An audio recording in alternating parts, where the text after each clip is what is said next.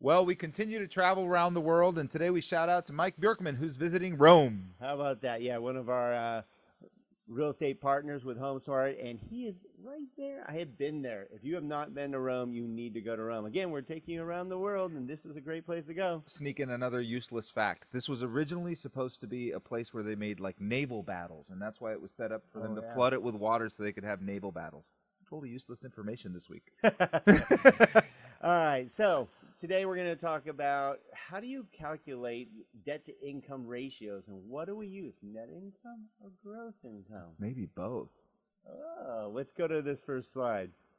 All right, so let's break down the difference between gross income and net income, and then we'll get into a little bit of conspiracy, right? So gross income is the total of all dollars that are paid to you in one way, shape, or form that you collect in the one way, shape, or form. Right. How about that?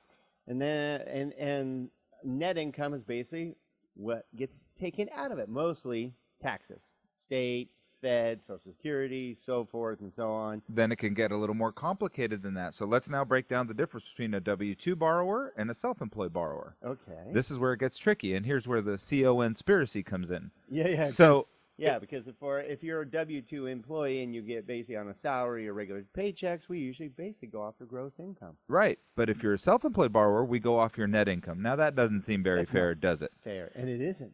It isn't. And this is one of the difficulties we have in our industry is that we need to redesign how we evaluate self-employed borrowers. And the reality is that we evaluated self-employed borrowers as stated loans for a very long time for this reason. The stated loan was invented for the self-employed borrower because they have tons of cash flow, but they don't always have tons of profit, right? Right. And they don't have tons of profit because they write off their toilet paper so they don't have to pay taxes. So there are advantages, obviously, being self-employed would be on the write-off a lot of your so-called income due to expenses and so forth, and you do help employ a lot of us and that, you know, capitalism and all that. But it is a lot harder at times to qualify. Now, the good news is products are coming your way. There are ways to help get you in a home or a way to plan to get you into a home. Yeah, now just plan on it being a little more expensive, right? You got to put a little bit more down payment, and you might have to pay a slightly more elevated interest rate for what we're talking about as a bank statement program. Something that'll evaluate the fact that you have lots of cash coming in, even though your tax returns maybe don't show a big profit. Yeah, it's all based on risk. Obviously, we can see salary income, W-2 income, pretty easy to evaluate your income. Pretty stable, too, yeah, right? Very stable. Yeah. Self-employment, we all know that can go up and down. Therefore, there is a risk factor, but there is a way to get you in a home.